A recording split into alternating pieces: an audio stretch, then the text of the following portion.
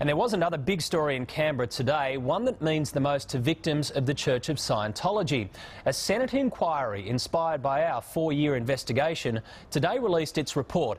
It calls for 2 new bodies to be set up to investigate cults and to make them pay tax or shut down. Here's Brian Seymour with the key players.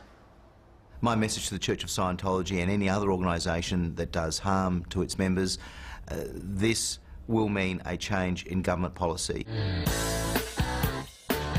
Who sent you here to photograph us? Scientology is not a religious organisation. It is a criminal organisation that hides behind its so-called religious beliefs.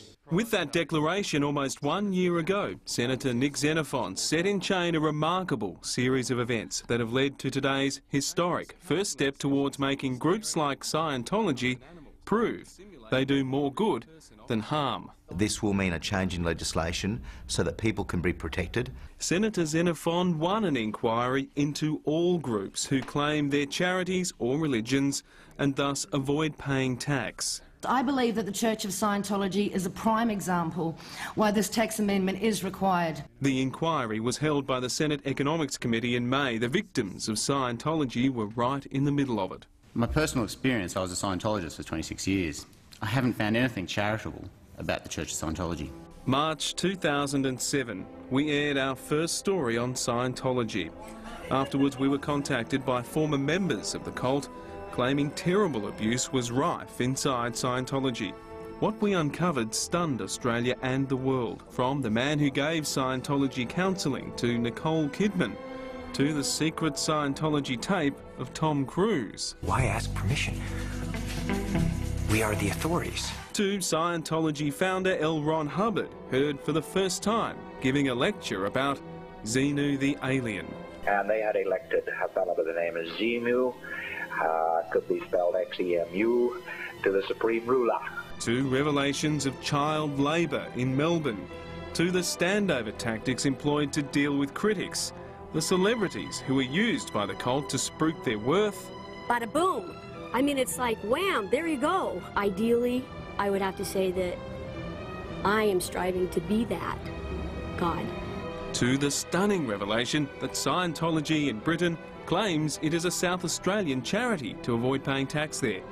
We gained access to their secret strongholds in Los Angeles and Florida before airing a world exclusive with the former right-hand man of Scientology's global leader. Stop destroying people's lives and stop misleading people about what you're doing. This was the story that changed everything. It reported the terrible, shocking stories of these ordinary people. People who risked everything to tell the truth about a violent, abusive and deceptive cult, ruining lives here and around the world. Scientology must be protected at all costs. His second daughter, Kirsty, who was two and a half, died.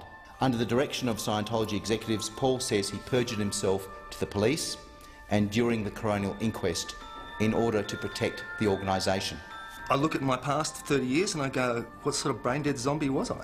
I'm a very ecstatic person right now because we've got a lot of what we've been fighting for. Today, Paul Schofield feels for the first time there may yet be justice for his 2 daughters, who would have both been in their early teens. Absolutely, Brian, and it's not just my daughters. There's a lot of other kids who've suffered in Scientology and in other cults like it. It's an organisation which threatens its people with pay up or else, and this is extortion. Both sides of politics support not only a public benefit test for organisations such as Scientology, but they also support the establishment of Charities Commission as exists in the UK and New Zealand. The non-profit sector is worth between $4 and $8 billion. These laws could save all of us millions, hundreds of millions of dollars, and put out of business those who would prey on the weak for their own gain. The report also recommends looking at a French-style cult task force to target groups who believe they are above the law. To people like Paul Schofield and many others, I'm convinced that this result would not have been possible without the bravery of those people that came forward, that spoke out on your program. This is exactly what we were going for, and it's better than we hoped for.